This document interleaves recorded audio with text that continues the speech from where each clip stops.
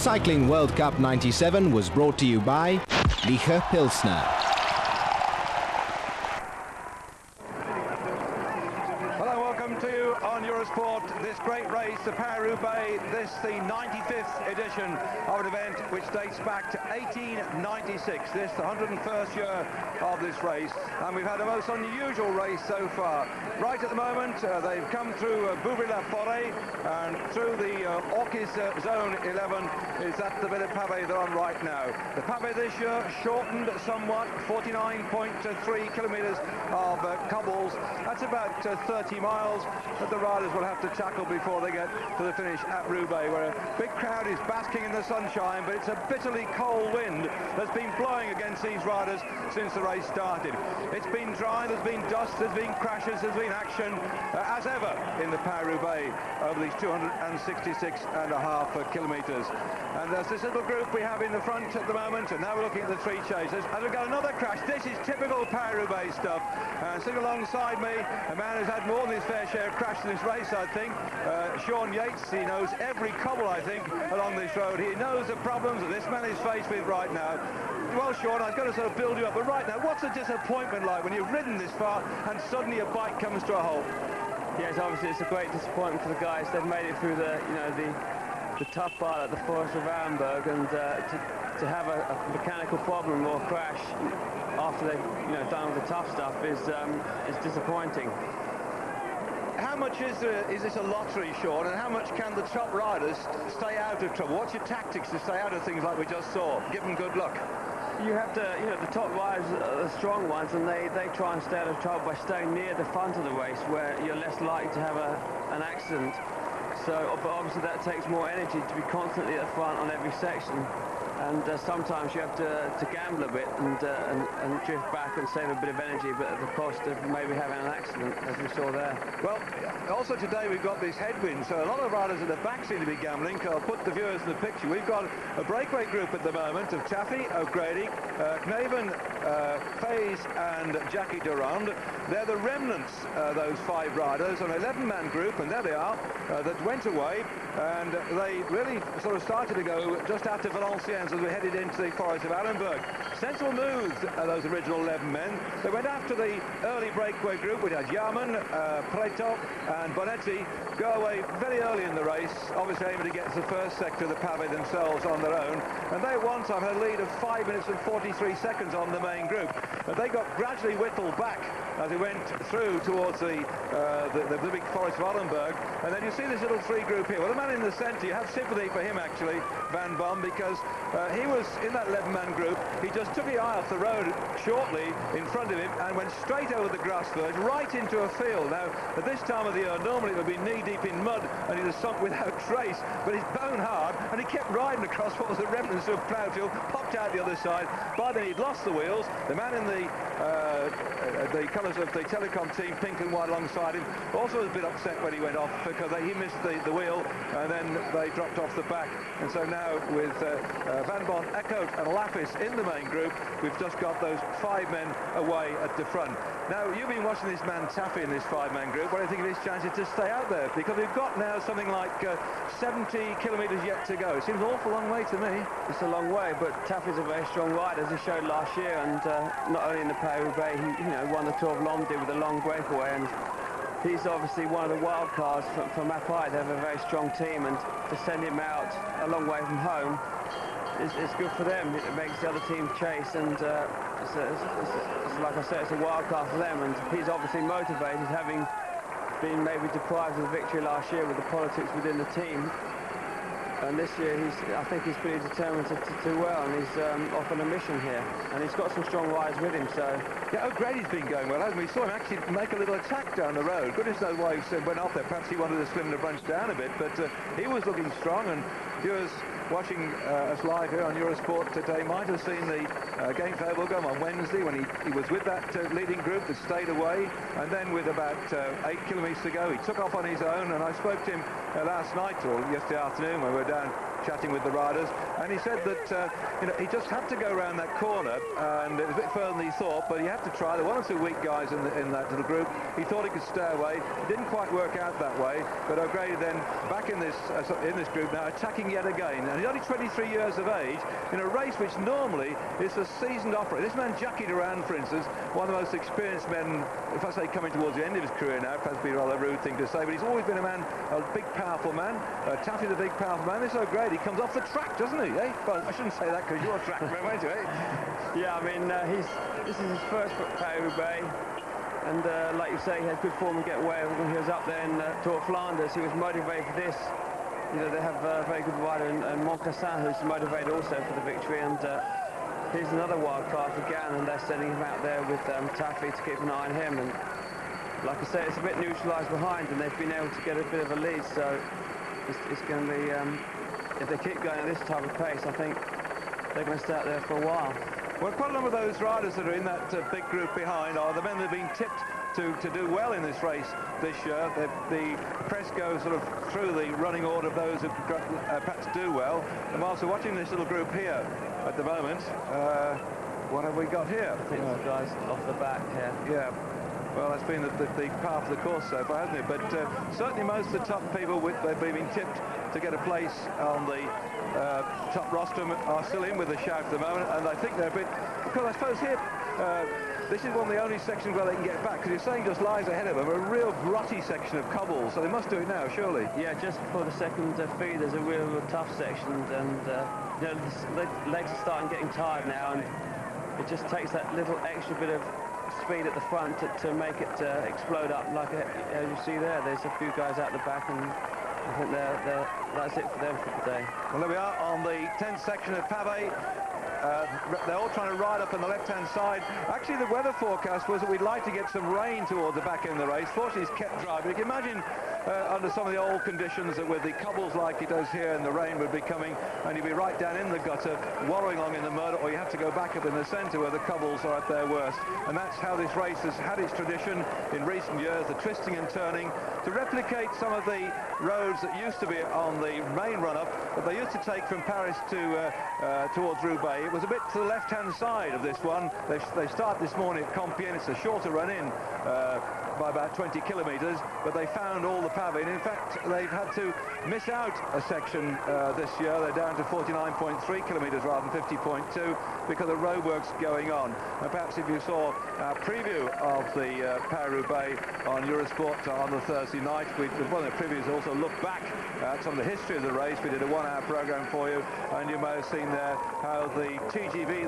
the train, and the Eurostar have affected the route. They've had to dig up some of these cobbles so they could take the train line through, and they've again with roadworks had to shorten yet again today. That's got nearly 60 kilometres of cobbles way back in 1992, but they are determined to keep these cobbles. They are rebuilding the roads, and you saw that right on the front then flicked onto the grass from momentarily. That's exactly what happened to Van Bon, and as he went over the grass he then went into the field on the other side. The gap then 1 minute and 5 seconds. If you're attracted to the Paris-Roubaix, certainly whilst you're watching live on Eurosport, we did our 1 hour look back at the previous shows on Thursday night, and there are nice tapes available too. I know Bromley's got one about the 100th years of the Paris-Roubaix, and this is a race you have to really live. It isn't just one you come in and ride.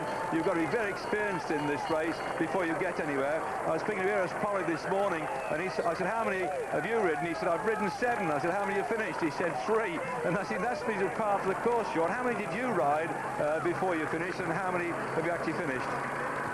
I didn't actually finish until my 6th or 7th attempt, so that gives you an idea of how tough it is, and I think I finished every one after that. But it took me a long time to get into the swing of it, because it is obviously a one-off race. And well, the man who's alongside me, best place, I'm making blush. I think it was 5th, wasn't it, Sean? 5th and 94, yeah. Yep, and often you've been well placed to do better than had trouble. 11th in 1995, 45th in 96, and had a few problems there, but I've got all down here. And the first one you finished was in 1988. 58 when you were 56th. Of course, that was the year you got the time trial of the Tour de France, set the record for the time trial of the Tour de France. Of course, later on, Sean went on to take the yellow jersey in the Tour as well. So I've got a very experienced man alongside me at the moment. Talk to the people now about this chap with the motorbike and the wheels on the back. Sean, what's he doing there? Yeah, he's what you call a neutral service, and because this race is often very split up, it's difficult for the team cars to be close to the front. So what they have these motorbikes who can dodge in and out of the groups and be much closer to the front riders who have a puncher, because it's obviously the front riders who need the service the most. And you know, like you said before, if you have mechanical after all this effort and you're foiled because there's no service available, obviously it's very frustrating. So they have all these motorbikes equipped with wheels and what have you. And you can see now there's a Mackay rider, I think it's Bart Larsen, having a quick change, and he's able to jump onto the next group, but they still have a tough time to get. He jumped on the back of the John Donne motorbike too, didn't he? You were talking about the conditions earlier. Obviously the last couple of years have been very dry, which means that the riders, rather than riding on the pava, they ride next to it on the grass here, which, you know, when it's very wet, it's not possible to do because it's very muddy and you quickly sink in and slide all over the place. But they're taking advantage of the dry conditions and making it slightly easier for themselves and riding on that dry stuff. Well, Sean Kelly, the Irishman, was a great man at riding this event, and there's videos out with him, and I've also got a copy of one of his books, and there's some pictures in there of Sean riding this race. He always seemed to ride it when it rained, I think, but he won it in 84 and 86, and of course the tough Irishman used to riding under very hard conditions. He revelled on this sort of race, and it really is a hard man, an experienced man that wins the race, because Duke of LaSalle, what was he, 39 or 40 when he won it? He'd won it, in fact he won it twice now.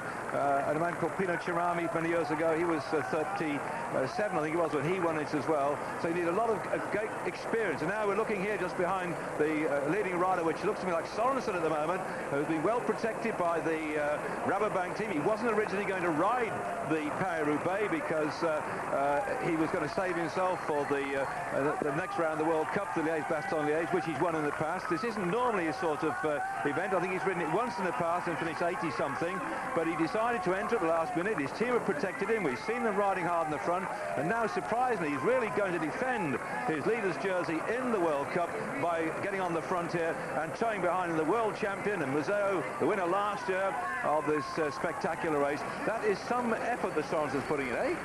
Yeah, he's definitely motivated. He had his team work a lot early on. He's leading the World Cup. He's wearing the white jersey of the leader, and he's hoping to get us a few points to add to his collection. For, you know, obviously Liège is a race he's won in the past, and he's hopefully going to get some points in that as well. And he's definitely putting a hammer down. And as you can see, the group is split up there. He's been shadowed by Musseuw and Moncassin and all the other top guys. So it's the race is on, I think, now. In the next section, which is a very tough one, we'll see a selection, I think. Well, these riders at the front still trying hard. Knaven just going through in the yellow. That's Taffy in the blue going through. Duran with the red pants for the Casino team. Just at the back, the red and black colours of phase for the Lotto. They've got the neutral service car with them at the moment, so the Mavic car. In fact, those Mavic cars are now being fitted. Some of the bikes have got the suspension system on them. We were looking yesterday at this new one, the Ruby RockShox, which has got a magnesium main pipes and a bracket across the top, so that the actual legs and the connecting piece at the top are all one, rather than in 3 separate bits they used to be, to maintain rigidity and make them light as well. They only weigh 2.2 pounds in all. The upper tube's now made of aluminium, and the crowns are forged aluminium. And what they can do with these new suspension systems, I think this break's about to be over and done with, so we can chat on about that while they're on this smoother part of the road. They've got a simple locking device, and you can lock it out when you're on this sort of road, whereas on the cobbles you can quickly flick it, and then the suspension will go back again. Much lighter than those. You rode those in the past, haven't you? The early RockShox. Yeah, I used the RockShox for the first year, I think 94, when I came 5th, and it was a great help for me. And of course you have to have if you really want to be, you know, professional about the job, you have to have a special frame built.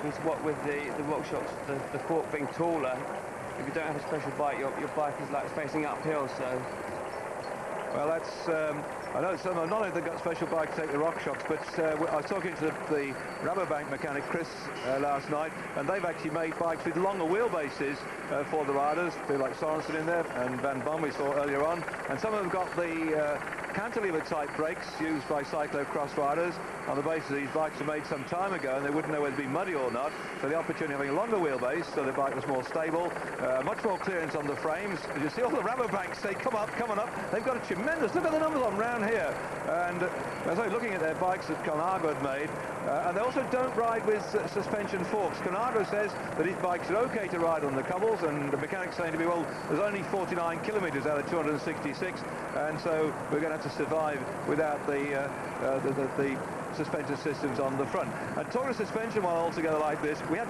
a real drama this morning.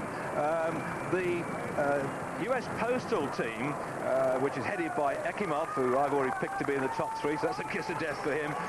The US Postal team have got a very special Trek frame, which is two of those are going to ride it, which is derivation of their mountain bike race, bike with front and rear suspension.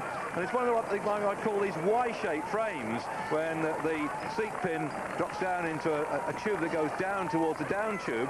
And the UCI, a commissaire this morning, banned the bikes, and they're on sale as mountain bikes, Marc, in the market all over the world. They banned them because they hadn't got a top tube. Can you believe it? I know there's been a lot of disturbance about the monocoque frames, about the single down tube frames, and that they want to go back to more conventional bikes like you see here, the diamond frame. But to have something which is on sale, used by mountain bikers, can't be used in this race, well, I don't think the riders would have complained, except of course today we had complaints for the two lads of the US Postal team that had their bikes taken away from them, and they've got to quickly sort out two other machines for them to ride. So Trek, the American manufacturer, must now be sort of quietly making a few rude noises. And come about the Americans too, who are always onto innovation. Cannondale provide the bikes for the Seiko team this year. Now I'm rabbited on ad infinitum on the road races about the Cannondale large section aluminium bicycles, but they've actually come up today with the one that's known amongst the mountain bikers, where it has a suspension system within the head, and they've got this great big chunky head tube, and the forks go up inside there with a suspension system in it, and it takes out all the sort of shocks and vibrations that you see on the course here for these riders. If you don't have a suspension system, or even if you have it, surely when I see these chaps going, Sean, you must still be like riding on a pneumatic drill. Do you get sort of pins and needles or aching arms? And if you do get aching arms by the end of the race, how long does it take you to get over it? Quite a time, but you know, when you've ridden the race a few times, you get to relax. The secret is to relax your hands on the bars, so there's not too much tension or stress. And I found that, you know, after Paris-Roubaix, I wasn't really particularly sore in the later years. Obviously, at the beginning, I didn't really have the technique, and I suffered consequently. But you know, once you learn how to really ride a pavé, it makes things much easier. And how about this new system for the Roubaix rock shocks, where you can just lock it out in one quick flick compared to what you used to do? Yeah, it's much simpler. It's much simpler. The problem with the other system was that if you had cold hand, it was very difficult to adjust to grip, and also you had to do it both sides. Whereas with the new Roubaix ones, you just have one side which locks both, so it was good. Well, there we are. We've still got those 5 men away at the front. It looks like a bit of steam's got out the bunch. They got so close to them, up to about 15 seconds at one point. I thought it was all over bar the shout, so we rabbited on about other things in particular, but they survived. Taffy, O'Grady, Navin, Faze and Durand, and they have got that little gap ahead of the main field. They're heading off into yet another section of the pavé on this great Paris-Roubaix. Taffy on the front at the moment as the riders heading towards the second of the feed stations of the day, and the little group of 5 men off the front at the moment. At the back there, Jackie Durand, winner of the past of the Tour of Flanders when he went away with Wegmuller and established an enormously long lone break that they didn't get caught on that one. And Durand's had a few problems. There we are. They're going to the feed station now, but these group of 5 men have been living very dangerously because the chasing group got within about 10 or 15 seconds of them, and now at the moment they are going through the feed, and the rest of the group behind them seem to sit up suddenly and let them get on their way through. So Durand at the back of this little one, he's been having trouble with his gear mechanism, I think it was, or something he's been kicking with his foot, but let's hope it all sticks together for him. although right now on the smoother section of the course he could perhaps make a bike change if he wanted. This is 61 kilometres to go in the race, and they're Taffy on the front. The other riders in this little group, quickly then, O'Grady, hello, there's a quick problem here. Zanini. Yeah. Well, he's going to be disappointed with that, although at least the steam seems to have gone out at the moment. There might be a chance for him to get back in again.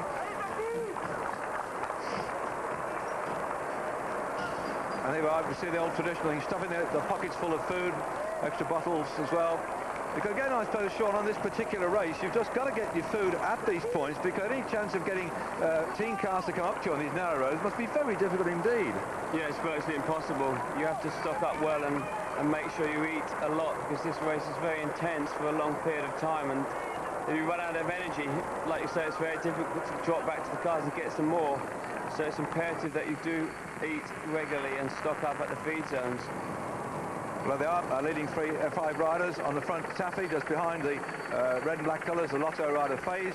In the whitish colours, there's a GAN rider, that's young O'Grady, and putting his food in his back pockets in the yellow TBM colours, that's Sörensen Knaven, and the other rider was Taffy in the blue, Durand with the reddish shorts. Here we go. Well, there's been a lot of work done by the Rabobank team. You see them on the front now in the orange and the white. They've got about 4 or 5 men up there. And you can see also, what, 3 or 4 back from the front, that Johan Musseuw is not letting anything go at all. He's been watching the race, he's been moving with all the right moves. Tchmil's been doing just the same thing. Moncassin back there sitting up, you see the chap sitting almost vertical without a hat on his head. Well, Moncassin's been looking good as well. So, as ever, this race then, thank you, gets whittled down to the top men. Shandy, I'm not sure if he's back in the main pack. He got back at one time. He had an awful crash quite early on in the race, and we did hear he got back into the main peloton, but what damage that did to him, I just don't know. And we haven't had a chance to go back to that main group, and my race radio's gone on the blink, and I'm relying on Sean here to pick up the race radio, but I'm not sure whether we know that whether Shandy's back in that main group or not, as far as the Brits were concerned. Oh, and talking of Brits, by the way, good news that follows at Jeremy Hunt. If you hadn't caught up with it, in the Circuit du Sarthe, the first stage, Jeremy Hunt, who rides for the Benesto squad, took that first stage ahead of Tommy and Maloney in 3rd spot. So that's good news for Jeremy Hunt. He's been searching for the odd victory to start this season off, and it looks like he's got it there. So Shandry, the Brit in this particular race, we just hope that he's got the strength to get back, but certainly, I suppose, crashing the way he went down, Sean, must know not the stuffing out of it, it must make you, I suppose, a bit nervous about what's going to happen afterwards, eh?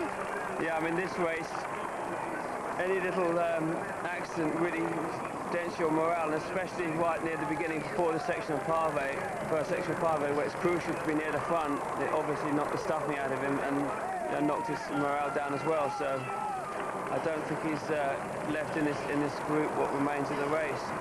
As you can see, the Rabobank is still riding. They must be riding now for the 100 odd K, and just to keep Sörensen out of trouble, I guess, because they're not really doing much else. It's maybe deterring some attacks and neutralising the race generally, which is maybe what he wants.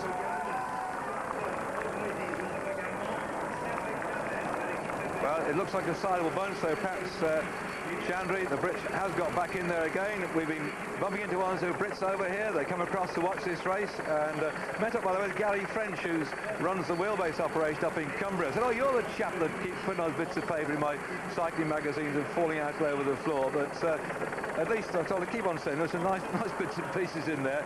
And he's built a very interesting business. I wonder where wheelbase came from. He explained he started out with a bike hire business with a small investment from himself and his father. Got the rights up there in the Kiel Forest, and things grown from there. So he's come over to see the Paris-Roubaix for the first time. And also must thank Bob and I think it was Helen, I'll find the name in a moment, from, yes, Bob and Helen from the Swansea Wheelers, again was suffering a bit of the old flu, and he gave me some Beecham's hot lemon powder to have this morning, and it seems to have done the trick. There we are with that breakaway group up on the front, 5 men still hanging on out there.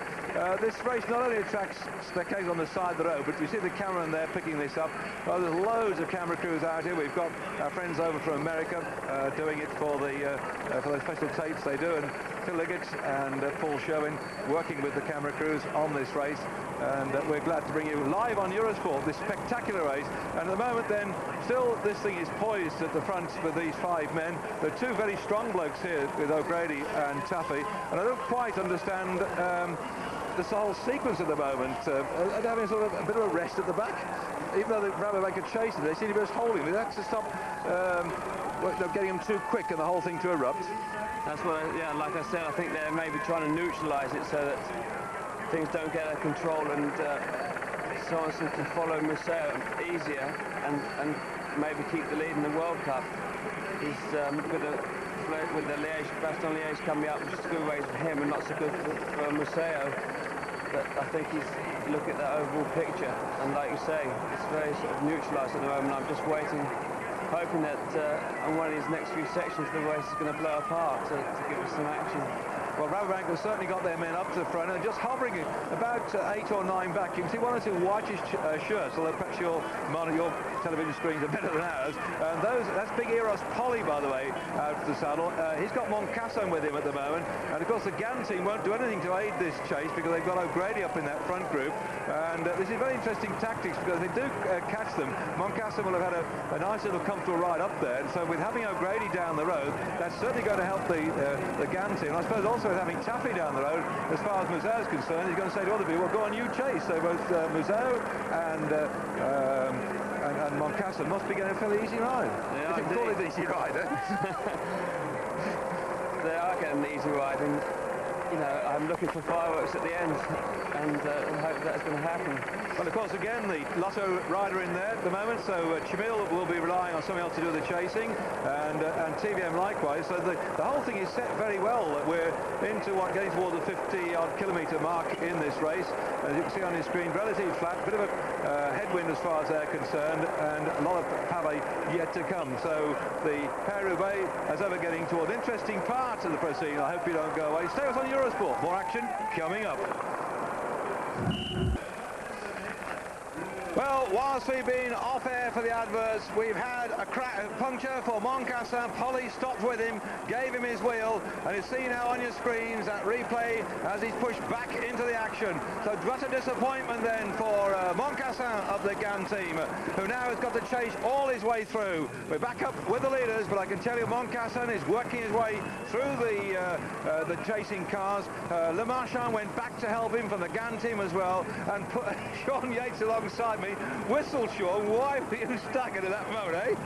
Moncassin, he's obviously got good legs, and Le Marchand, who waited for him, couldn't even help him, and was having big trouble holding his wheel. And yeah, normally a bloke goes back to help, doesn't he? There was the contrary.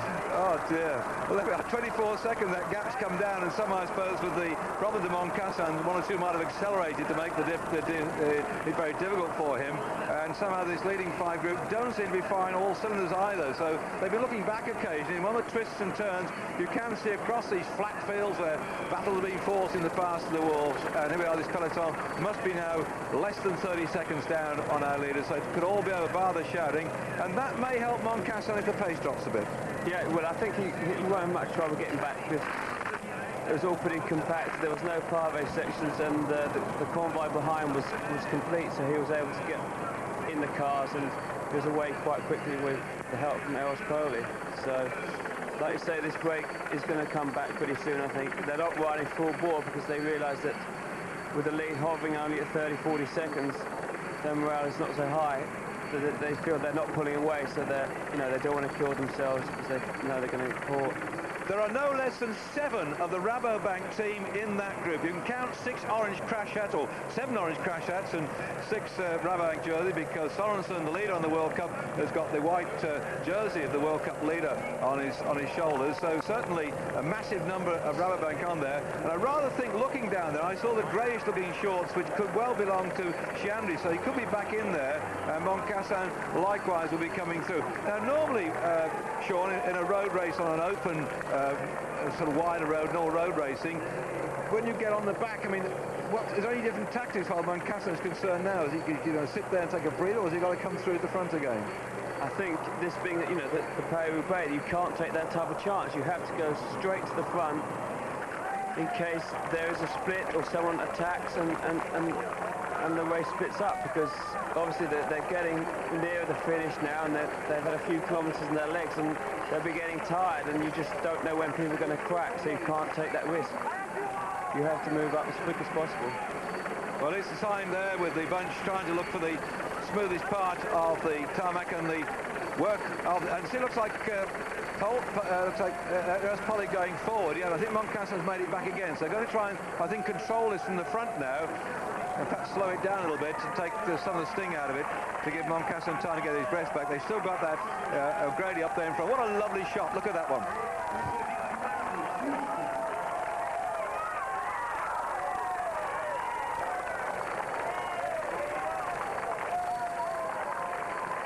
This is the Paris-Roubaix at its best. The riders bouncing over the cobbles, fighting to try and find a little hard line on the left or right of the cobbles to go quickly. The gap down to 15 seconds now, and they certainly, that big group, can see these riders just up in front. So Taffy, O'Grady, Knaven, Faze and Durand, their moment of glory might be over. We said it before, they've got away again. This is one of the most unpredictable bike races in the world. Yes, it's very unpredictable because you have all the outside elements, and where luck and bad luck comes into play, so you can never really forecast 100% who's going to be at the front, but more often than not, it's usually the same guys as we're seeing today, although the race really hasn't started going full bore yet. They've just gone on to this, Sean, on the 8th section now. That's 50 kilometres from the finish, and you can see now how modern road engineering takes the traffic thundering along the main motorways and the main highways, whereas the cyclists can race over these very narrow road conditions indeed. But mind you, thank goodness it's dry today, and it's flat on this one, but some of the races we've been showing on Eurosport, the Gent-Wevelgem and the Tour of Flanders, where they go up and down the cobbles which are on steep climbs and steep descents as such. We had that terrible crash on the Camel the other day in the 3 days of Japan. And interesting enough, Frank Andrew was talking to you yesterday about the problems of racing on the cobbles, wasn't he, Sean? What was that all about? He was talking about racing in general in Belgium. Another problem is his rider, yeah, not Boscanin out, because he had more than fair share of troubles in the past. Alemania.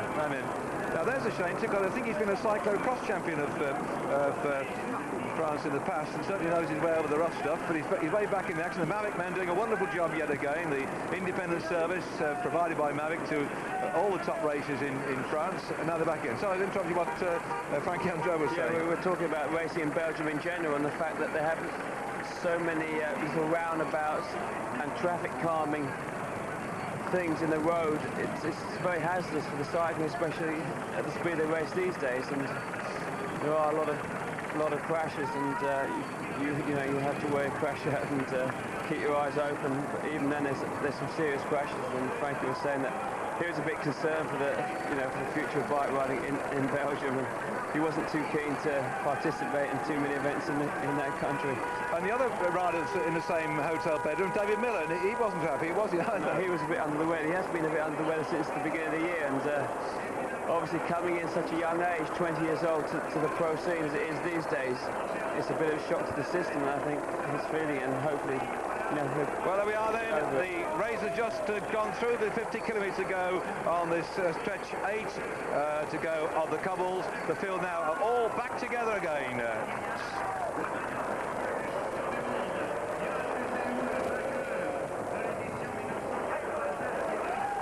That breakaway group of 5 men then, Taffy, O'Grady, Knaven, Faze and Durand have now been caught by what's left of the main pack. We've just gone under the 50 kilometre to go sign, and now we're on this 8th of the 23 stretches of cobbles that separate Compiègne from Roubaix in this 266 kilometre race. Paris-Roubaix, the great classic race of its type, and the classic men are there. On the front is at the moment we've got Tchmil. Just behind him is Museeuw. Both of them past winners in this race.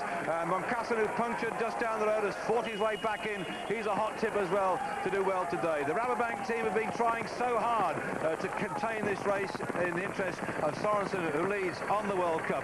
And a lot of top men now, I think they're going to realise inside his final 50 kilometres the chips are down. I did think on the Thursday night, Sean, hear a comment from Fignon on the programme we did then, that you've got to leave your last attack for as long as possible, and he said the last 30k is the place to go. What's your experience in that? Yeah, I mean, the longer the race goes on, the harder it gets, and if you've got that bit extra in the final, that's what makes the difference. So, you know, all the top guys are holding back, letting the teams, you know, the teammates do the work, and when the chips are down, that's when they've got to make their efforts.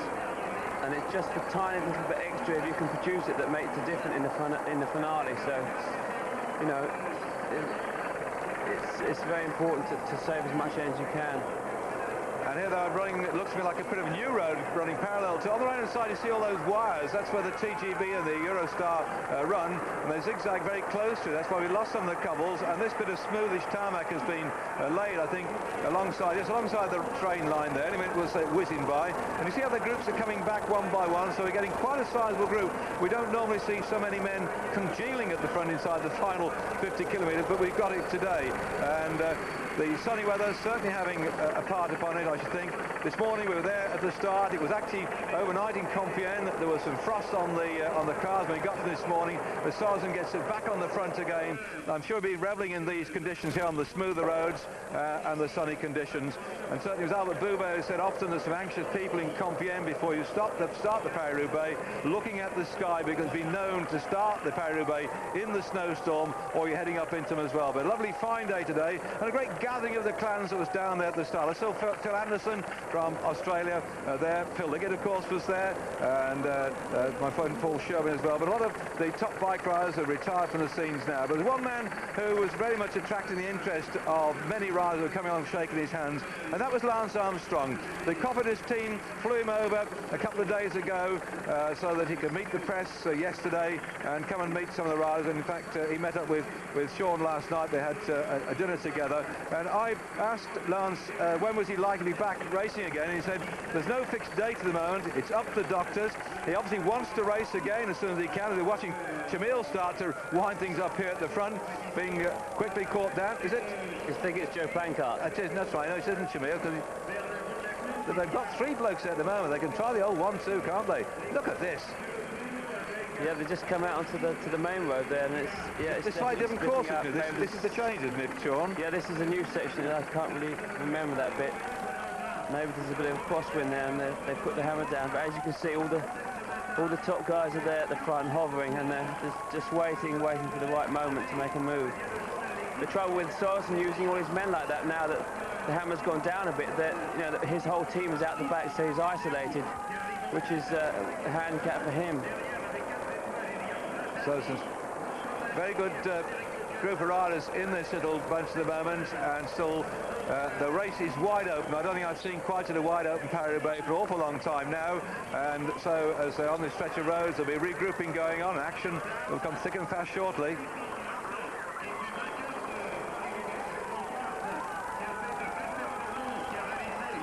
Amazingly for the Paris-Roubaix, we've got riders on what looks like a nice, in fact, here's a nice bit of tarmac road here towards the back end of the race. Normally they're grovelling over narrow roads, bouncing over the cobbles, and here we've got an opportunity for some of the riders who've been shook off the back or had punctures or mechanical problems. You see them coming through the cars one by one, fighting their way back to get in this main pack, and that will put quite a lot of men in the contention when we hit the next stretch of cobbles. And the top boys here, there's Chaffee, who's been riding so hard today. Moncassin behind him, and then Musseuw. And just put you in the picture quickly about what happened in the race so far since we started this morning. We had an early breakaway of Yarman, who went away with Preto and Venetti. They got as far as the first sector with 23 sectors to go after with 169 kilometres to go, and at one time their lead had been 5 minutes and 43 seconds. They were then caught up as they were going up towards the Valenciennes. We got a breakaway group then of 11 men, and that was with something like 134 kilometres to go at Valenciennes. And in that group of 11 men, there was Lafis, Koof, Van Bon, Casarotto, who punctured, Ogo, who had a terrible crash, Taffy, who's still been up the action right now, Knaven, Eickhout, Faze, O'Grady, Durand, Rich, and there was those 11 men. They got whittled down like 10 10 green bottles falling off the wall, because in the end we got down to 5 men. And so it was then that those 5 men got caught just down the road, and the pack is all together now. The Rabobank team have been doing so much of the chasing to put this thing back together, but Mappé are still there in fourth. I've just seen the colours of the US Postal team have gone by, and that of course is Ekimov, another man who has gone on my selection list to be in the top 3 of the race today. So the heck of a lot of top boys here still, eh? Yeah, there's a lot of guys there who with a shout. Just saw Frankie Andrea going through for the Kofi's team, and he said his form's reasonable. You know, he likes Paris-Roubaix, so hopefully he can come up with something. Looks like it's Stefano Zanini on the front there, with Musseuw not far behind, and maybe this is a point. Yeah, I just saw Shandy go through as well, so he's still there. Looks like this could be a place where they may put the hammer down. So Max has made his way back up in there, and I also saw Baldato of the MG team in there. It's beginning to split a bit because those men have been working away. That could be vital. Yeah, Zanini, Musseuw and Moncassin there pulled away. This could be a crucial point of the race. They're definitely putting the hammer down.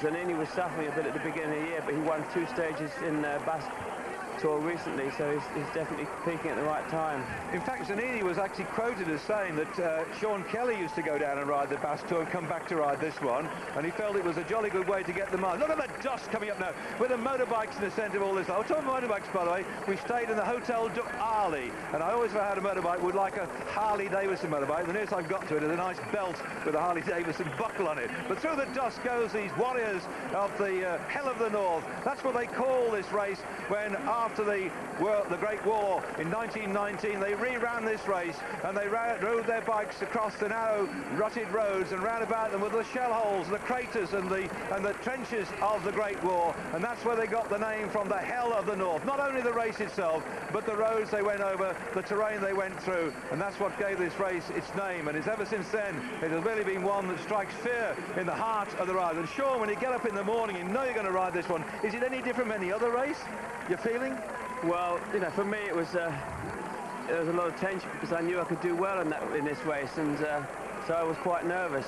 We've just seen Zanini swing over, and Musseuw's taken over, so that it's definitely the hammer is going down now. And I saw 2 gang riders. Maybe it was definitely Moncassin, and O'Grady's would still be Vogels. Yeah, Vogels is also riding very well.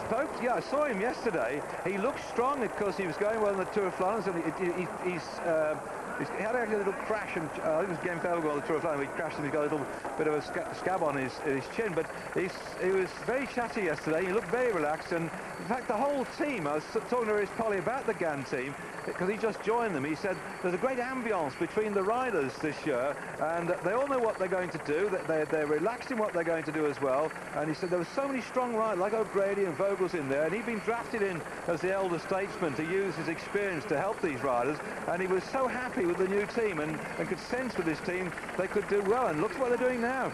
Yeah, they're definitely going well. You know, Australian guys, they're good fun, and that all adds to the ambience of the team, like you say. And Poli is married to an Australian lady, so they've got something in common there.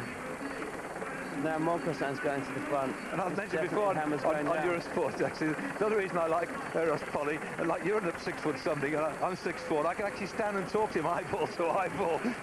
We stand there. But hey, he's lost some weight. He was like a stick, and people keep pulling his leg. I've written it down, he's 80k or something, 80 kilos or something. He's as thin as a rake. He's lost a lot of weight. Anyway, back to the race though. Looks like they're going to come back. Or are they? This is the Joe Planckaert. That group looks like it could be putting away, and that is Henk Vogels. Well, they got it down as Le Marchand, didn't they? They made a mistake there. Yeah, because he was struggling a bit further down the road. So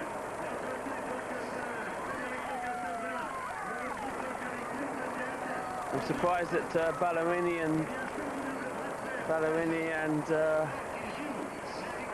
well, Bardata, Ballerini, Taffy. Yeah. Well, Taffy won't go with Planckaert up there, will he? As I with Tchmil won't go, and Ekimov. So Tchmil, Ekimov have got to come out. Here we are. Wow, that camera's gone. No. My monitor jumping up and down. Get a bit of sharp clout. But Tchmil, I was trying to think of Tchmil. Yes, he that's what I'm thinking. Following Museeuw. He's in there though, Tchmil. I think he's coming up with this little group now. And it's Sörensen bringing them up too. Well, this is unbelievable. He would not say that the Paris-Roubaix is one of his favourite races, and he's got Tchmil with him at the moment. And that looks like Shandy as well. Sörensen's urging to come through and do some work. And they're going to cross that gap, I think. So we're going to have, what, 2, 4, 5, about 9 men away again. And Sörensen, oh, is that Shandy going across on his own? Like Shandy. It does, doesn't it? Shandy's going across now. It is, Shandy's left them. So there's going to be 3 Lotto riders in the front. Wow. They're definitely going to drive that. Yeah, this is the point of the race I was waiting for when the fireworks started, and it looks like that's happening. Musseuw is quite isolated in that group of 9, I'm surprised. Yeah, Mappy after dominating last year. I mean, they got 1, 2 and 3. Taffy's going well out there. We saw Ballerini in the sort of main chasing group at one time, but he seems to have drifted off the scene, and suddenly it's Lotto. Lotto's been having, well, they've been a bit of a joke as a team. They don't have the best of success in recent years, but we've not seen like this for ages, have we? So no, Lotto's concerned. You know, they have a good director sportive in I forgot his name. Van der Broek? Van der Broek, yeah. But the organisation is often questionable. But this year they've shown that they have got good riders, and they're getting their act together. And you can see by the way they're riding here that they're up for it today. There we are, Moncassin on the front, stirring up this little group now. I think he can realise that if they keep this fun going, although he's got Musseuw with him, he's got Sörensen with him, he's got Tchmil with him, he's got some good help. And now, because the Paris-Roubaix is not on those nasty little side roads and the pavé conditions, a working group like this must have a wonderful opportunity. Yeah, especially at this point in the race where it's only the strong guys who are at the front. So, you know, they're definitely going to be on their way there. There's Moncassin. Brilliant bike rider. He also was riding as a young lad in BMX races. He rides motorbikes too, so he's contributed to this one. He can stand on his bike. Can he win the race? We'll have to see.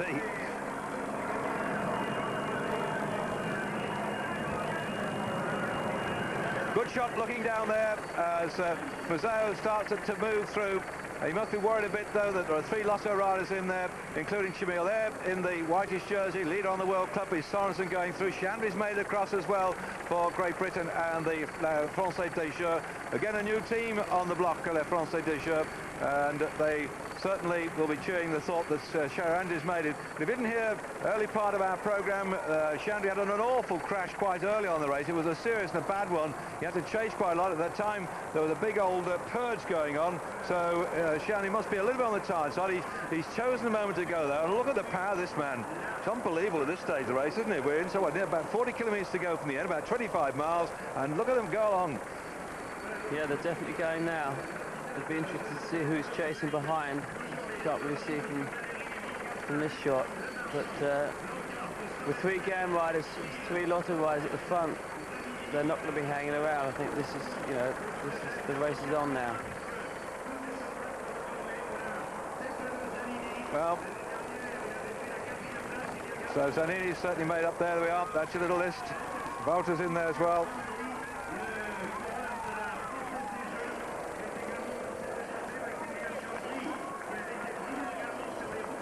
That almost, if you look at the composition of that group, there was Zanini and Musseuw, the 3 Lotto riders, 2 from GAN.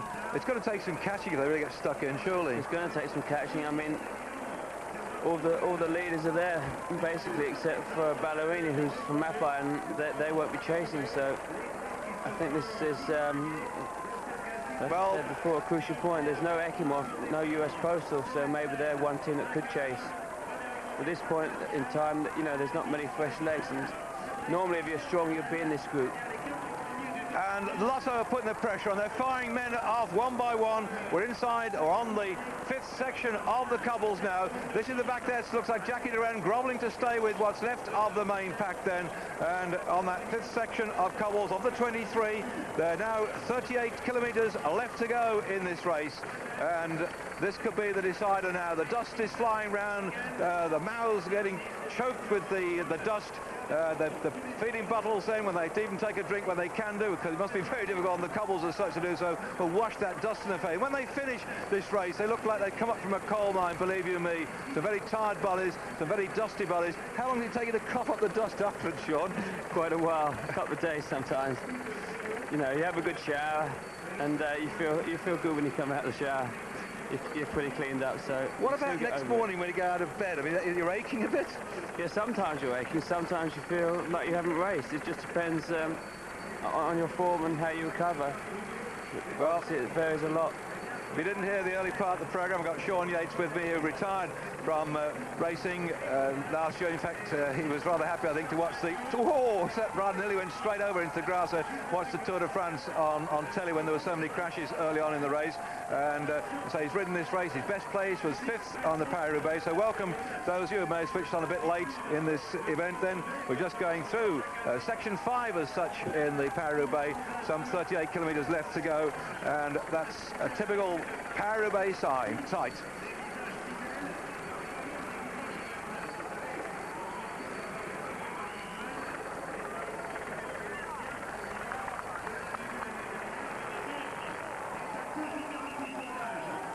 Fighting for wheels, trying to stay upright. This is the Paris-Roubaix at its best then. My co-commentator alongside me, David Duffield. I've got Sean Yates then. Not only is he a great Paris-Roubaix rider, he won stages in the Tour de France. He took the yellow jersey over on the Tour de France as well. Stayed in the Volta, the Paris-Nice, the Dauphiné. The 4 days are done. Oh, and Musseuw is in trouble. Well, he's seen this before, but in the old days he had his teammates to help him when he punctured. Last year he punctured, running into the finish in Roubaix, but he had 2 men there to wait for him. But now he's got to go down the road. He had 1 man in that group with him, and look, he's being caught now by the main pack. Yeah, he's just, that was traffic came past. Ballerini's right there. Maybe he's not feeling so good today, Ballerini, but certainly now that there's Zanini's at the front, but they'll have to get Musseuw back up there, so this could change the race a bit, could bring it back together. Now, don't swear, Sean, but just tell me what it's like when you suddenly puncture at this stage, just like that, when you've been with the leading group. Go on. I'm trying to think of something that's not a swear word. Oh, bother. Obviously, you're very frustrated. To put it mildly. To put it mildly. Well, there we are, then. That's our leading group. Shandy, Moncassin, Vogels, Sörensen, Tchmil, Planckaert and Wauters on your screen. 3 from Lotto, 2 from Gan, 1 from the Rabobank team, 1 from La France de Jure, and now Musseuw is out of this group in the chasing pack, not far behind.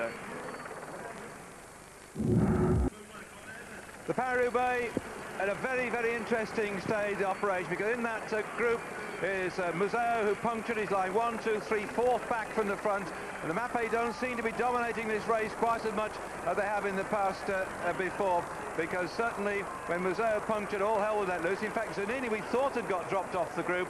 There, number 8 at the back was having himself some refreshment to put some strength back in his tired legs. 2, 4, 6, 8 of them now. Good news for Great Britain is that Maximilien Chandry, after crash earlier this morning, has fought his way back in the main pack and now is with this leading group. That also contains Moncassin and Vogels of the GAN team, Planckaert, Wauters and Tchmil of the Lotto team, and the man in the leading jersey, the white jersey of the World Cup leader, Sörensen himself, who has decided to ride this race. He wasn't down originally to be in the Paris-Roubaix, but he went down, rode the Tour of the Basque Country, came here to ride this one. He's been riding very, very strongly indeed, and is in a little leading group, only about some, 23 seconds ahead of the group behind, so perhaps they're playing with this little group and hoping that people like Moncassin and Sörensen will be busting a gut, and Tchmil likewise in this group, whereas the chasing group contains a lot of people still hoping for a chance of victory.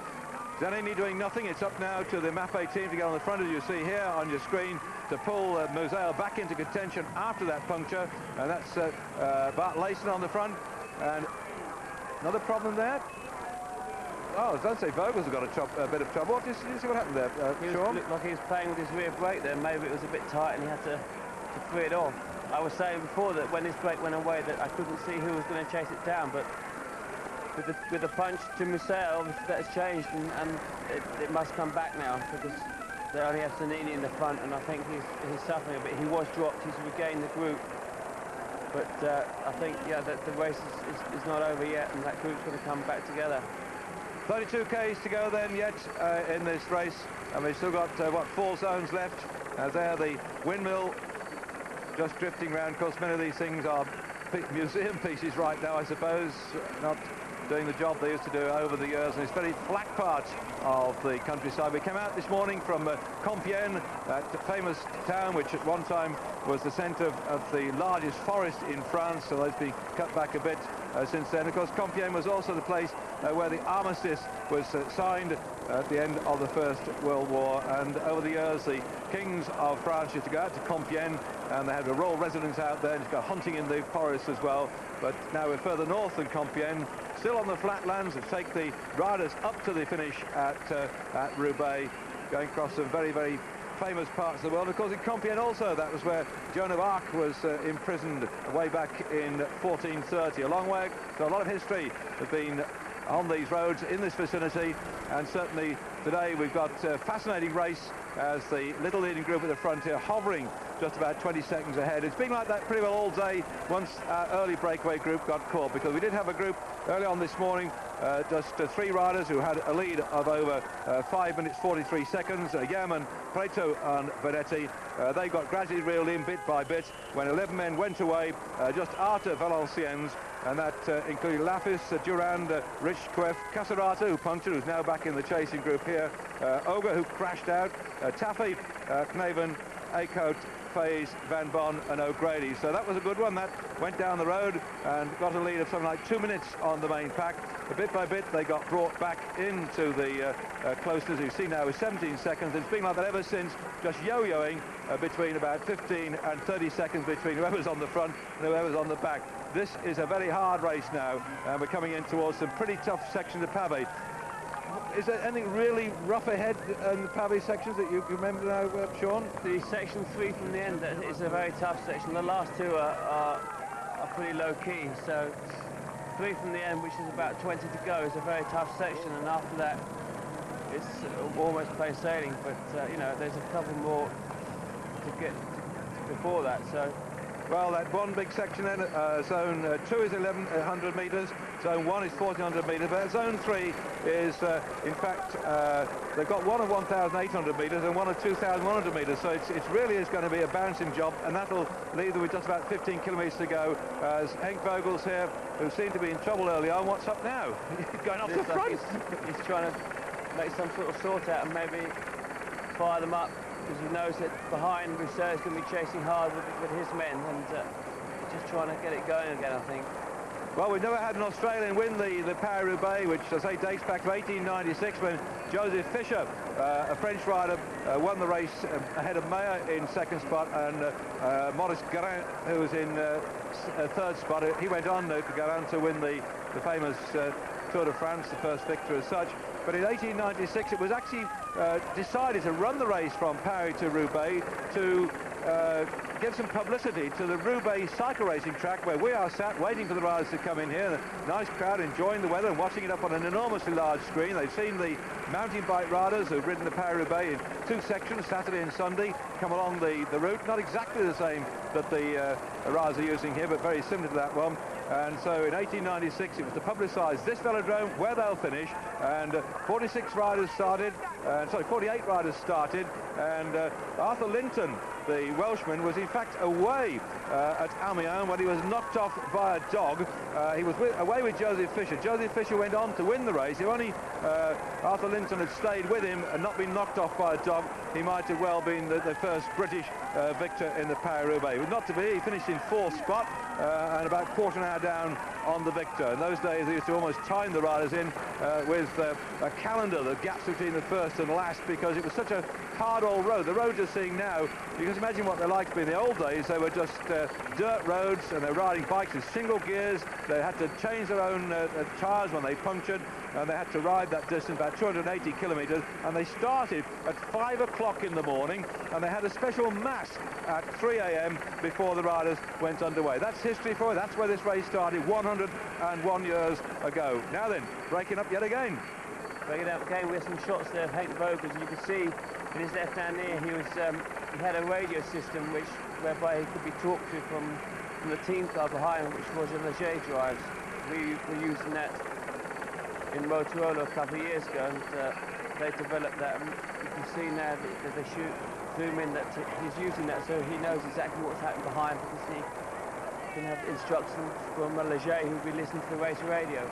It's strange though with Moncassin in there that he's gone down, because if Moncassin punctures now, the gap's only what, 20 odd seconds. He's going to be absorbed by the group behind, and he's therefore without any help, unless they're trying to tire out people like Sörensen and Schandry, because Schandry's tracing Vogel now. Now that'd be interesting if those two got together, because nobody is. They don't take Moncassin up, dare they? Tchmil must do something with his team. Now the cars are going forward. This says to me the gap is now close enough that they want to move all the vehicles away between that leading pack and the main pack. So in fact, Vogels is going off at the right time, and if he and Schandry get together, who knows? That's it. I think they realise that with Musseuw going back to the pack with that puncher, that it's going to come back, so they don't want to, ride unnecessarily and tow each other along. So they're risking it by trying to jump away and forcing each other to chase. But in the hope that when Musseuw does come back to the other group, that it'll neutralise a bit and give them some leeway. Well, you can see that is on your screen, the nice graphics man putting up the names of the riders for you, so you can pick them out back at home. But certainly, for my money, the way in which this Lotto team is riding is far, far stronger as a team than we've seen on the Paris-Roubaix before. And certainly as far as Tchmil is concerned, I suppose that he's got to let them have their head. Are they going to maybe tactics? I don't know. It's a very, very difficult race to read this year. I'm glad I've got you with me, young man. I mean, the racing this year has been much more open, I think, on the whole, and it seems that the level is very equal amongst all the riders, which is making for exciting racing, and there's no one person who's really dominating, or one team who are controlling, which leads to racing like this. It means that everyone can have a shot, and as you can see, there's three guys there spaced out, and they're all chasing each other, and it's making for exciting racing. Yeah, we just don't see this at this stage of the Paris-Roubaix normally. But I mean, towards the end, the last 15, 20 Ks or so, yes, jumping around is the order of the day. But young Vogels has gone off down the road here now. He's going to be joined up by Wauters from Lotto. Schandry is trying to come across to catch up with him as well. But there you go. That's a good move from Max. I talked to him yesterday. He's had good form. He finished 11th in Flanders. His father and his brother come over from America to watch this race, so that's given him some extra motivation. And he was disappointed to miss it last year with the crash he had in Guesdon, where he broke his wrist, having been up there the previous year, and was really motivated a bit last year. But that accident meant he couldn't. So this year he's back and he's having a go, which is great, despite that crash. Well, Musseuw chasing down that leading group of riders that's splintering somewhat now. Vogels have gone down the road, Wauters has gone to get up to him, and he's now got him. So Vogels and Wauters are together. Schandry's coming up there to try and join them. Max Schandry, then, the best British performance in the Paris-Roubaix was Ballyhoven in 1972 when he finished in third spot. My co-commentator Sean Yates has had a fifth spot in this Paris-Roubaix as well. So, and I'm certain that with Max Schandry coming up here, there's going to be a lot of people at home urging him on, hoping he'll stay out there, but still there's some way to go in this race. Through the dust and the noise, the cheering crowds here, those leading twosome. Vogels on the front, with Wauters just behind him. And then just further down the road, Schandry. And the little group they've got away from, which contained Moncassin and Tchmil. And also in there too was Sörensen leading on the World Cup and hammering up to try and catch up with the splinters of this breakaway group is what's left of the main pack, with the teammates of Museeuw doing the work. But two men then on the road at the front, going in. We are probably down. Let's have a quick look at my little notes here then. Somewhere around about 25 kilometres or so to go towards the end, and Max is desperately trying to close that gap then. Riding for Cofidis, by the way. Now Cofidis, you see the La Française des Jeux. This is a new team that he's on at the moment. They come back with Gitan bikes. They've not been in the sequence for some time, but Marc, who is the team manager of the Cofidis of the La Française des Jeux team.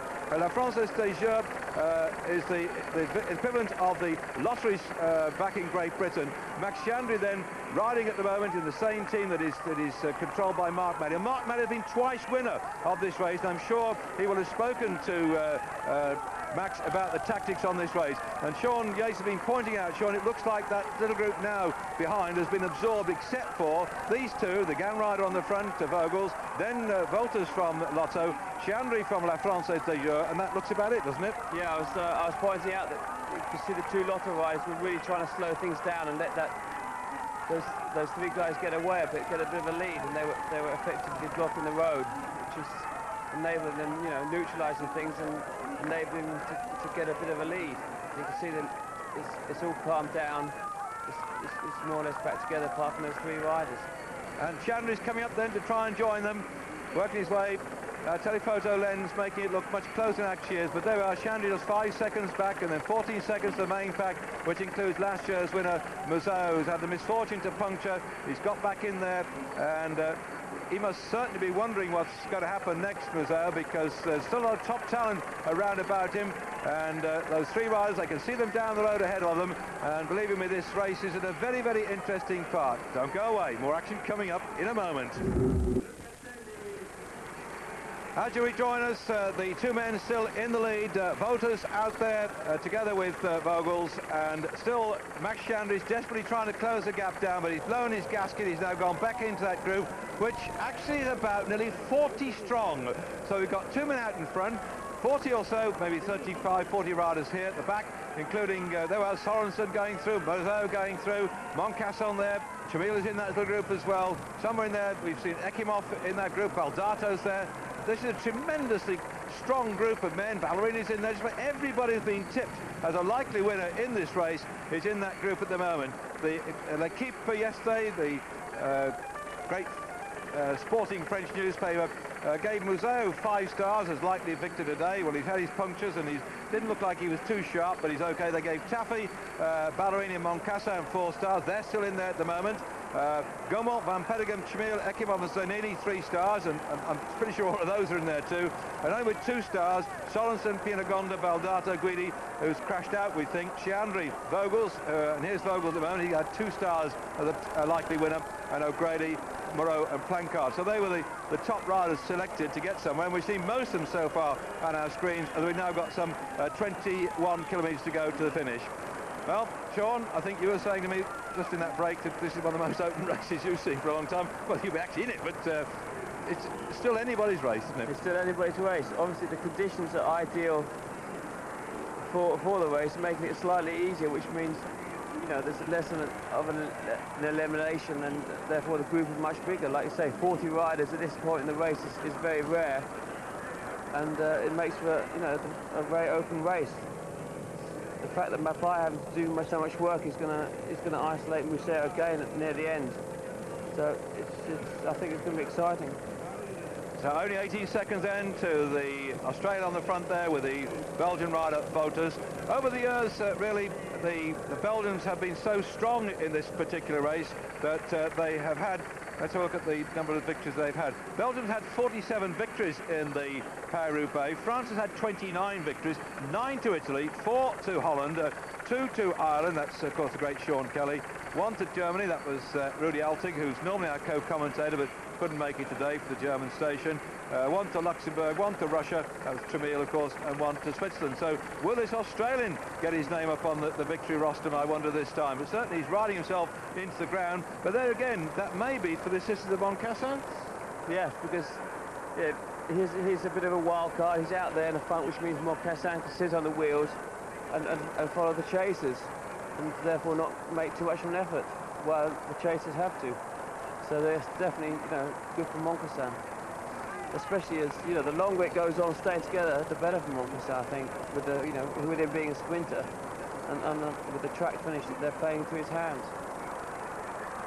There he is, Henk Vogels looking back down the road. I seem to remember that he's of Dutch background or something. I think he's got a Dutch mother, I think, and you know, he lives a lot. And the name with Henk Vogels is not really an Australian name, so obviously, yeah, there's some sort of Dutch connection there. And, well, we're just on to this third section now. I'll put you the picture about that one. This is 1,800 metres, it says, on section 3. although my notes also say Founders Sector Pavé 2,100 metres, so I'm not quite sure the actual total distance. If it flashed up on my screen, sorry if I missed it, but somehow that peloton now, this is one particular point where they're going to, I think, start to put the hammer down, because this is, with 20 kilometres to go, the big men are starting to move forward the front. They can't afford to miss any move to close this run. And I think of that particular bend round here is where we saw the break, I forget which year it was now, when, yeah, I think Johan Musseuw went away just that particular point, turning into that left-handed bend and took off on this stretch here. That was way back in 1989. And you can see the sort of conditions they're riding over here, buffeting along, only 20 kilometres to go. They've actually, therefore, covered so far 246 kilometres. That's 150 miles on their bikes that they set off just after 10 o'clock this morning. They're up quite early in the morning having their breakfast and getting themselves ready for the day. They've covered 150 miles, and look at the roads they're riding over now.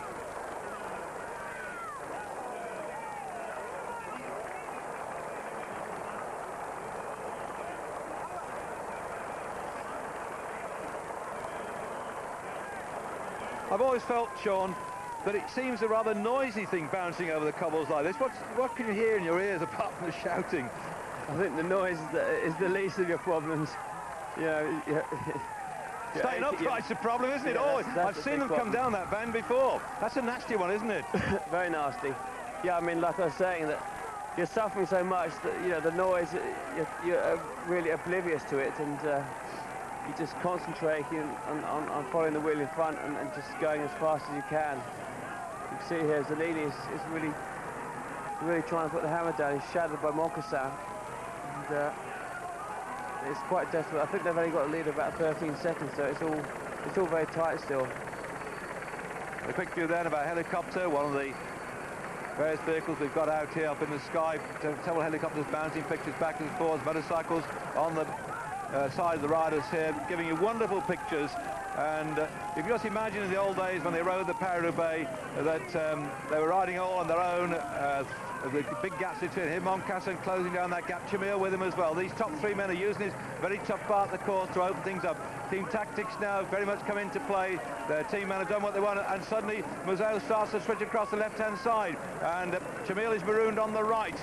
He's got to either follow the wheels or find enough of good road to stay with them, because there's a slight crosswind. They're going to pull back. Our two leaders there in the red and black is Wauters of the Lotto team. The white is the GAN rider Vogels. They really tried to go for home, and now they're coming into those final 20 kilometres or so. They're going to be absorbed by three of the top men who know this race like the back of their hands. And through the dust, we can see now they're going to be caught, and those men doing the catching then are Tchmil, Moncassin and Museeuw. Yeah, the race is definitely on now. Museeuw knows that there's a lot of tired legs out, and he really wants to win this race, so he's put the hammer down. Moncassin's attacking with Tchmil on the wheel, and Museeuw is responding. And at this point in the race, it's just, you just have to concentrate on pushing as hard as you can, because, like I said, there's a lot of tired legs out there, and it just takes that little extra effort to make all the, you know, guys crack. And there's a couple of more, one more really hard section. I think, you know, this is a crucial moment in the race. Moncassin on the front then. And there you can see how he attacked, a slow motion look back as he came off Museeuw's wheel. Museeuw waited for Tchmil to go through to get a wheel to take him up to Moncassin. Moncassin looking so powerful despite the puncture he had further back down the road, but he's very, very strong indeed. So this is our little group at the front at the moment, heading in towards Roubaix.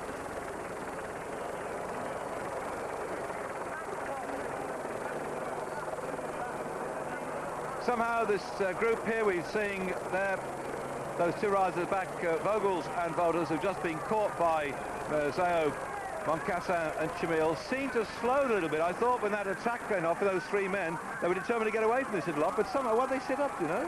I think they knew that this tough section's coming up right now, and that maybe they're going to make an effort this time. Just see Max there, he's hanging on to the back of that group. He obviously tried hard to get up to the leading two then, and when he couldn't make it, it was because he had tired legs, and you can see the result of that effort. You only have to make one effort, and it really takes it out of you. And on the pavé, it's very difficult to follow when you're tired.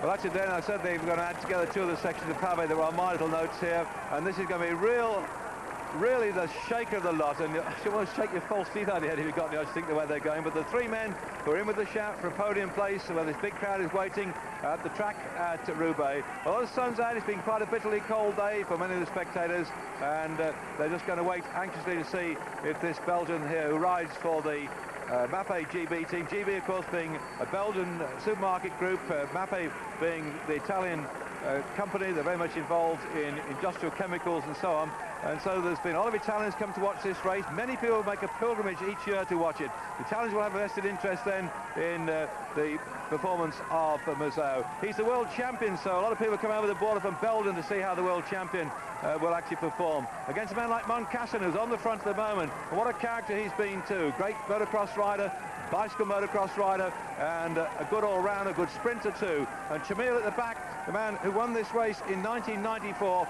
with one of the longest lone breakaways we've ever had in the Paris-Roubaix. Often the riders keep very close towards the back end, but Tchmil went away. He did 62 kilometers on his own to win the race, and that was in 1994. But they've poised themselves now to take off on the final hard sections of the race. It looks like these three might well have caused themselves some trouble, and Moncassin is going like a man possessed. Musseuw is having trouble hanging onto his wheel, and Tchmil, I think, is doing just the right thing, staying in behind Musseuw. Yeah, he's shadowing Musseuw there. You know, they're arch rivals. They don't get on, so they definitely, you know, don't neither want the other one to win. So they're just shadowing each other, and that could play into Moncassin's hand as well. Moncassin usually his bike handling skills here into good use. He's, like you say, he's a fantastic motocross rider, and bike handling is his forte in Paris-Roubaix. That really helps you. So we've got a Frenchman, a Belgian, and a Russian, and still Moncassin is powering along here. Oh yes, interesting. Sean's just pointing out the fact he's on rigid forks, whereas most of the team we saw this morning were on these new ruby rock shocks as such. In fact, all the three front runners at the moment are on rigid forks, but look how the handlebars are absolutely shaking. See Musseuw's hands just vibrating away. In fact, I was talking to Phil Liggett. He's been out riding these cobbles with a group of Americans, and he's rubbed his thumbs absolutely raw just holding on the handlebars. So imagine the pounding these riders are going through with 15 kilometers to go. Yeah, Phil, he was, like I said, I think that the secret to riding the Paris is not to hold the handlebars too hard, and maybe he was, you know, he wasn't so experienced, and he was grabbing them too toughly. But it's interesting to know that all three of them are not, you know, none of them are using the rock shocks, and looks like Moncassin is going to have another dig. Yeah, Moncassin definitely on form of his life. Isn't he? I mean, he's a sprinter. All right, well, those who watched the Tour of Flanders last week, he's gone down the road again. He must have been very upset then, because in fact he said he chose the winner when he went on Ballerini's wheel, but he let Sörensen went away. He thought that Ballerini was the man to go. He was very upset. I know he said something else, that he lost it, but he took second place, Moncassin. He's got something to prove today, and he's proving it. He's making the legs hurt of Musseuw and Tchmil, but really Moncassin, well, of course Musseuw's quite a useful sprinter, but I thought perhaps Moncassin had that slight edge. Yeah, maybe he's just feeling that good that he fancies his chances on a breakaway, or he's just trying to blunt their speed a bit more. You know, Tchmil's not slow either. He came second in Great Welcome in the week, and at the end of a long race like this, it's just the strongest man that can win. It's not often just the fastest. So, you know, I think it's going to be an interesting sprint if these three come together onto the track, especially as track is, you know, it's not like a road sprint, and you have to use your head quite a lot.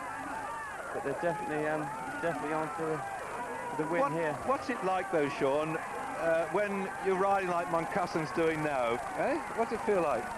I mean, it's fantastic when you're flying over the Paris, and at this stage of the race, you're just concentrating on giving everything to the end of that section. It looks like Musseuw's punched it. I saw him jump out onto the curve there. That's it.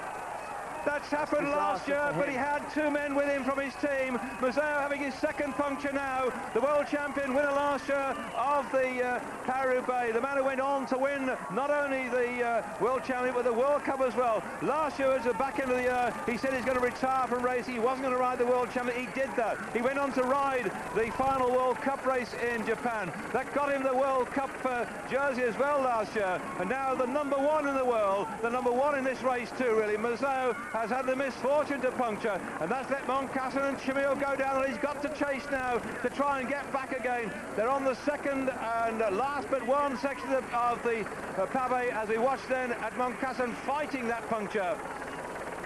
Yeah, I think there was a spectator standing in his line there, and he jumped back onto the pavé and he got the back wheel caught on the edge of the pavé, and it just flattered it. But there's a little group that went past him, and he's just sprinting up to them, and maybe with them he can get those guys to ride and chase down that front group. Although they have, I'm just trying to see the composition of that group. It looks like there's a lot of rider in there, so they're not going to chase. So it's going to be interesting to see whether they're willing to help him.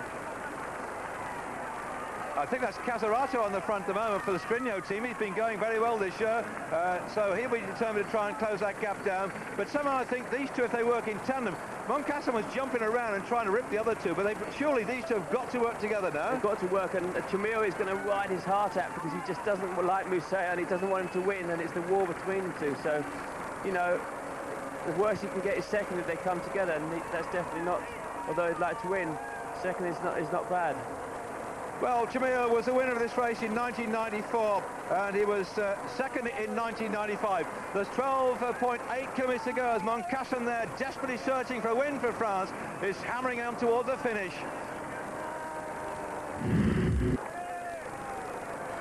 On your screen, Andrei Tchmil, who's out there at the moment hammering away with Moncassin. Their lead only 15 seconds as they go inside the final 15 kilometres of this Paris-Roubaix. The 95th edition of the race, in fact, it's down to 11 seconds. And there is the chasing group, which includes Larcher's Victor Musseuw, who had the misfortune to puncture just down the road. That was his second puncture he's had.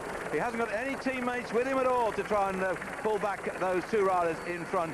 Neither of them, I think, are going to hang about. They want to keep Musseuw out there in that group. He's got to do all the work, but he's got Sörensen with him, who just went through on the front. And here these two Lotto riders at the back aren't going to do a dog's dinner to try and help at all. So it must be to Sörensen and Musseuw. This is the man leading on the World Cup at the moment. He won the Tour of Flanders last week when he got away from Moncassin and Ballerini. And now Musseuw, the world champion, having to do so much work today. It must be so frustrating, Sean, to have the problems he's had. Yeah, it's very frustrating, especially as he missed out. He had bad luck in the Tour of Flanders, and he's desperate to make up for it here, and he's done all the right, he's been in all the right moves, but he's just had some bad luck, and obviously, you know, you can't do anything about that. It's just, that's one of the things with Paris-Roubaix, you just have to avoid that bad luck.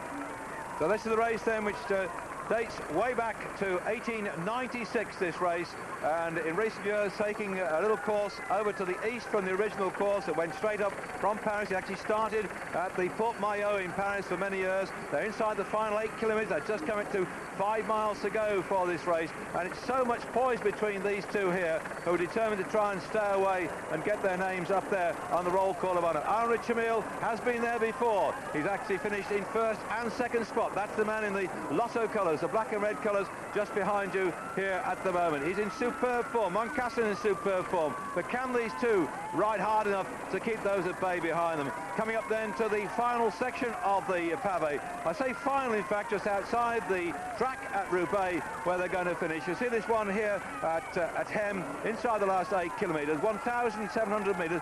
One little star. It's not one of the really hard ones. You can see they move over onto the smoother part, and the actual pavé on the right-hand side, you can see, is also not too difficult.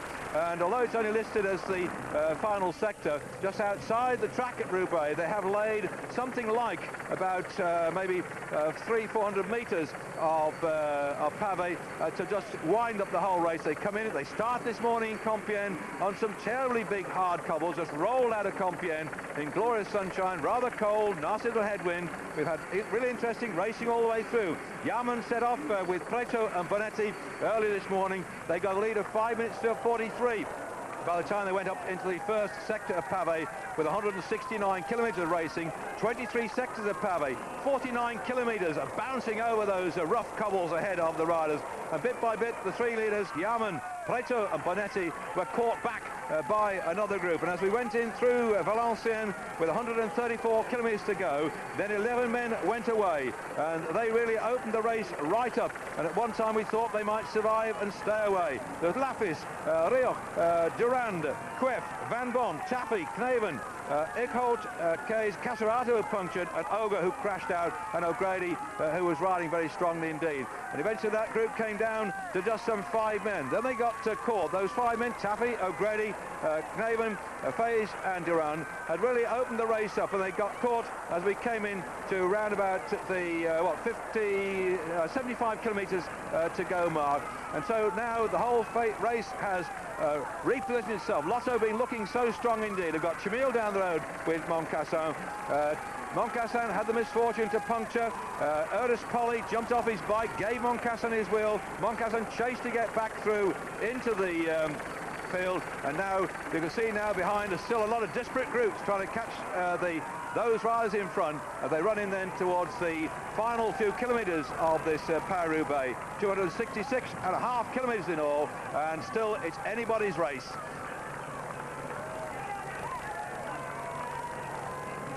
I think it's Guesdon on the front of this little group here for the Cofidis team, and they're now trying to pull back that group. About 7 men in front, and there are 2 still out in the lead.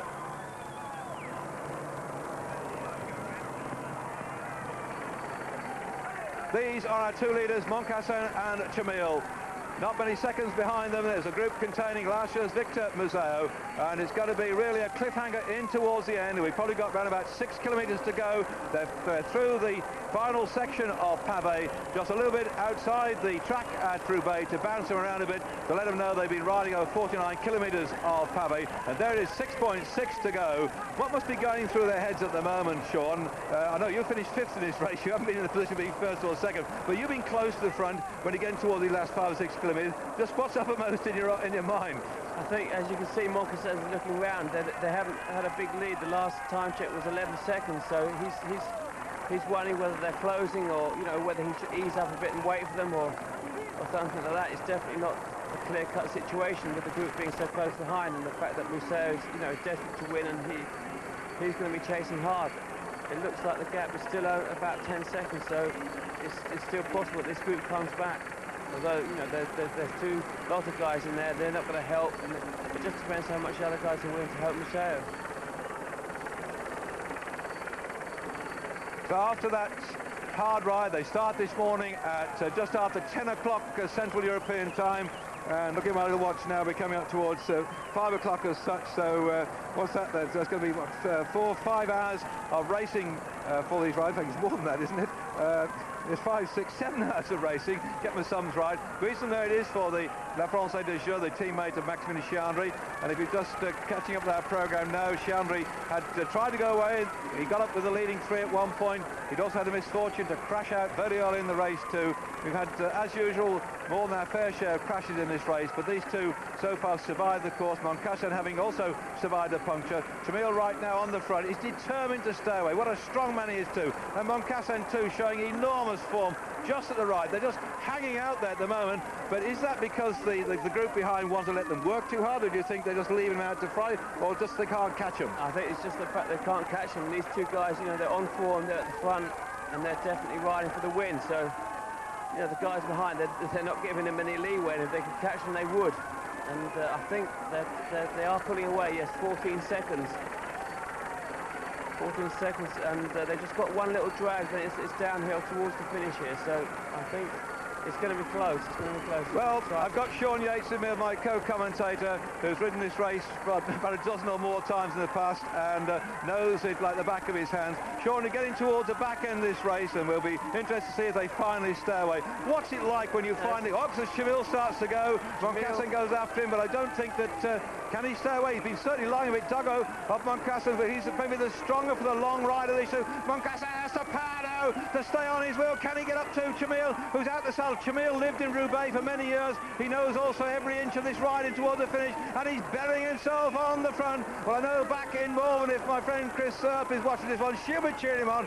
My old friend Mike, who died just over 12 months ago, was the one who got me in cycling. He was a Tchmil fan, so I'm sure in Morven they're going to be really saying, go on, go on, go on. Where all the French here will be supporting Moncassin, saying, close the gap, close the gap, close the gap. We're watching a marvellous race between 2 men here. here. It's nowhere near the actual finish line, but it's coming closer all the time, and the gap is opening up between Tchmil and Moncassin. Moncassin is desperately trying to find a bit more effort to close that gap down. They're having their own private race because just 14-15 seconds down the road is a pack containing Musseuw and Sörensen, who now that these two have buried the hatchet in each other's heads, it's stopped them working together. They're going flat out here. That may take them away from the net, and Moncassin's closed the gap. And in Roubaix here, the whole of the French crowd have started to cheer, and relief has just gone round this concrete donut, and they said, woo, okay, what a moment, Sean, eh?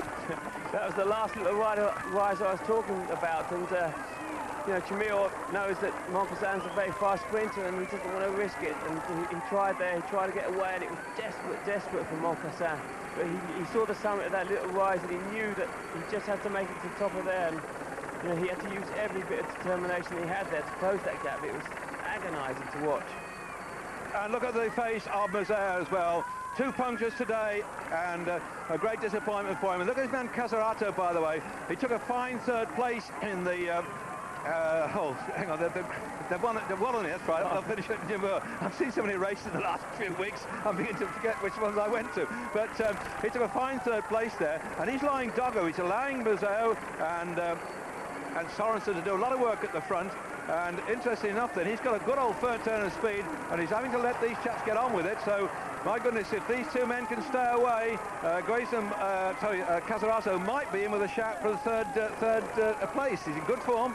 He's in excellent form. He won a stage in Torino Adriatico. He was up there in Flanders. He was up there against Wavergem. He had a puncher today. But they can't, can they, play cat and mouse now, these two, can they? Because here we are, he's just had a ease back. He wants Tchmil on the front now. Tchmil's been showing something. This is the long straight avenue where they go in, and in the central left-hand side, there's, you see that grassy area and some central area where there's some actually tarmac. Shortly, they're going to turn slightly left. They'll be on the last stretch of the cobbles before they then turn right into the stadium. They're getting so close to the end of the race now, and they're still concerned about those groups coming behind, but if they just keep going, they should be in for the sprint on this track. They come into the track, they do 1 complete lap, and then half a lap. So goodness knows they might even find themselves coming round if they stay away at the same time the chasers come in. But look how close they are. They're within 200 metres and they can see them. Has anybody got the strength to go across it? Musseuw powers away. And suddenly Moncassin goes off the front. He's dropped Tchmil now. He had to fight his way back, but Tchmil went up that long slope. How much did it take out of Moncassin's leg to close that down? But Tchmil is burying himself in. He's getting back up to Moncassin. Yeah, this is desperate stuff, and it's going to be agonisingly close. And with, you know, Musseuw is determined to try and catch back to Tchmil here, and Moncassin is, you know, he's used a lot of effort. Maybe he's not so sure for the sprint. Neither Tchmil. Tchmil's fast, like I said. He's second in gate Wavergem.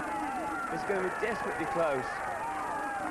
And they still can't allow themselves just a little moment to ease back at all, because that group is coming up to them very quickly indeed, led by Musseuw, who's doing all he can to close down that gap. They'll be switching on to cobbles shortly, and here they are then. They can see down the road. That'll be the turn at the far end of this one, in towards the track, and the crowd now in the stadium are watching an enormous screen which is showing what you're seeing on your television sets back at home. Under the La Route sign, 1 kilometre to go. La Route, the big mail order company, major sponsor in the Paris-Roubaix over many years, also in the Tour de France, and they're going to come into the track now. It's an enormous roar as Moncassin is in here with a shout for a victory for France. Tchmil could also get another victory to go with his first and second he's had in the past. 750 metres to go then. Can Moncassin get this one, the first Frenchman to win the Paris-Roubaix since Gilbert Duke of La Salle? But now they're coming back up. It's all together. Oh, they caught him. They're on the track and it's all together. Moncassin leads.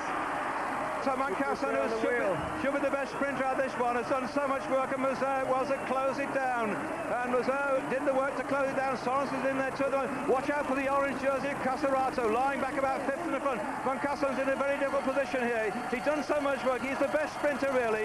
He threw down the gauntlet by going away with Tchmil, together with Musseuw. Musseuw punctually pressed on with this one, but right now, this sprint is going to be an absolute humdinger. 2, 4, 6, 8, 2, 4, 6, 8, 9 9 riders in with the shout to win the Paris-Roubaix. This, the 95th edition, is going to be down to a sprint finish between these men. On the top, then Tchmil starts to go through on the front of Museeuw. Museeuw is still there, and suddenly outside over the top comes Guesdon up the La Française des Jeux. The La Française des Jeux rider Guesdon coming up over the top then, and down that finishing straight. It's Guesdon out of the saddle, trying to come down, and Guesdon is powering away here for La Française des Jeux, and he's going to take the victory. And just behind him, I think it was 1:56 ahead of one, so just check that one, which stood up for here, and Guesdon, who'd been doing nothing, sitting in there, timed that absolutely to a nicety to take the victory. And I know one man who's going to be so elated, his team manager, who's won this race twice in the past, none other than Marc will be absolutely delighted with this one. The French have gone mad too, because they've got a victory then after Duclassel won in 1992 and 93, and now they've got Guesdon for this new French team, La Française des Jeux, the same team that Shandy rides for, and one of the first men to go across the Gratin. Was pretty sure that that was your old mate you spoke to this morning, sure. The little fellow just arrived at the RFOT. It'll come back to you in a minute. Charlie Motte, wasn't it? I think it went across on the first to Gratin. Look at this. He just chose it right. He'd obviously sat in the wheels coming in towards the finish, and for all the work that Tchmil and Moncassin had done, it came to nothing as Guesdon took the victory. Yeah, we saw the way that he came over the top there in that sprint. He had such fresh legs. He'd obviously, you know, been saving, and he just left them for dead in that sprint. That was a fantastic move by him, and it's great for La Française des Jeux. They haven't had much success yet, and you know, Guesdon's a bit of an unknown quantity, and for them that was fantastic. Well, Frédéric Guesdon, born at 14th of October 1971. We watch him here coming across the line, and he is a new rider in with the team. He was with Groupement in 1995, with Poltilascia in 1996, and he's had second places at Release, but this is his greatest victory ever. Magnificent performance by Guesdon to take the Paris-Roubaix.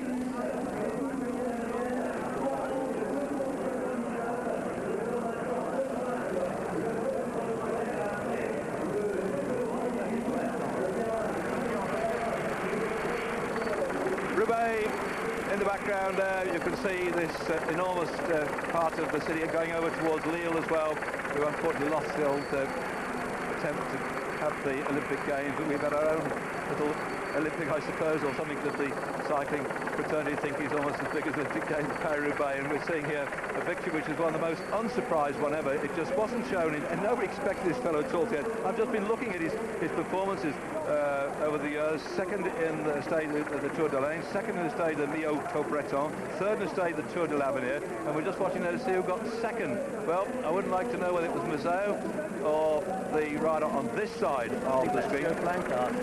Planckaert, I think it might have been Planckaert Museeuw with Tchmil in the middle. Yeah, so Tchmil might have finished off in fourth spot, unfortunately, at the end of that lot. But what a disappointment, Tchmil. He really worked so hard to stay away with Moncassin towards the end. But that's bike racing, as I say. Look at this as he goes. Tchmil was determined. Look at Guesdon at the top. Yeah. Take us through that. He made a perfect move, and he obviously had, like I said, very fresh legs, and he was able to do that. And when you just have to have that little bit extra after this 260 kilometers, and that makes all the difference. And he used that very intelligently. I just found something. He was second in the amateur Paris-Roubaix in 1994, was Guesdon. So he knows this course, he knows how to finish, and he knew exactly what to do. Second at Paris-Roubaix, 1994, Guesdon, as an amateur rider, and here he is as a pro, timing itself to a nicety to take the victory and give La Française des Jeux a brilliant start to the season as well as far as they're concerned. And I simply go out to Max Chandry, their rider, who tried so hard to get away, but in the end one of his teammates got it, so that's a victory then for Guesdon.